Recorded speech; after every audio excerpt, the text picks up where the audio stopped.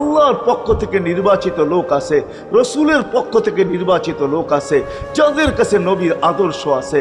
আপনি বেশি শিখতে পারেন না, আমার কোনো আপত্তি নাই।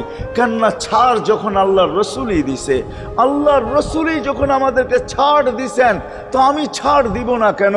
আল্লাহর রসুলই বলছে এক জমানা আসবে, লাউ আমিলতুম উশরা মা উনজিলা বি লানাজা, তোমরা যদি 10 ভাগের উপরে আমল করতে পারো তাহলে নাম্বার 100 পাইয়া তোমরা পাশ করবে। আল্লাহ 33 দিবে না, আল্লাহ 10-এর বদলায় তোমাদেরকে 100 দিয়ে 100-তে পাশ করাবে। আর সর্বশেষ তো এটাও বলছেন যে আমার একটা সুন্নতকে ধরে রাখো, এক শহীদের সওয়াবই জান্নাত যাওয়ার জন্য যথেষ্ট। জান্নাত যাওয়ার জন্য তো একজন দেওয়া হবে, 99 শহীদের সওয়াব তোমাকে পুরস্কার হিসাবে দেওয়া হবে। কেননা তুমি একটা সুন্নতকে ধরিয়ে লটকায় আছে।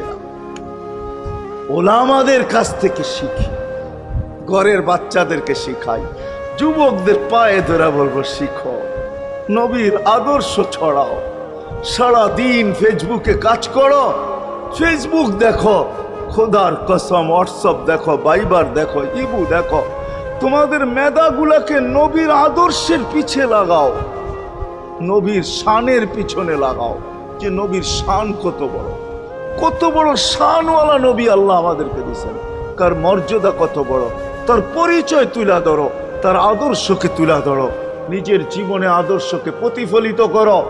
ইনশাআল্লাহ ওই দিন দেখব যেই দিন আবু বকর পেয়ালা ভোড়া দিবে, উমর রাদিয়াল্লাহু তাআলা আনহুর হাতে উঠায়া দিবে, আবু বকর সিদ্দিক রাদিয়াল্লাহু তাআলা আনহু হাউজে কাউসারের নিচে থাকবেন, পারে থাকবেন, তলদেশে থাকবেন, উনি পেয়ালা ভোড়া দিবে উমর রাদিয়াল্লাহু তাআলা আনহুর হাতে, উমর রাদিয়াল্লাহু তাআলা আনহু উঠায়া দিবে আমাদের নবীজির হাতে, আর নবীজি ঠোঁটে লাগায়া বলবে ইশরাব লা তাজমান বাদাহা আবাদা, পান করার কোনোদিন পিপাসা তোর কাছে আসবে না। ওই দিনের দৃশ্যটা কিরকম হবে?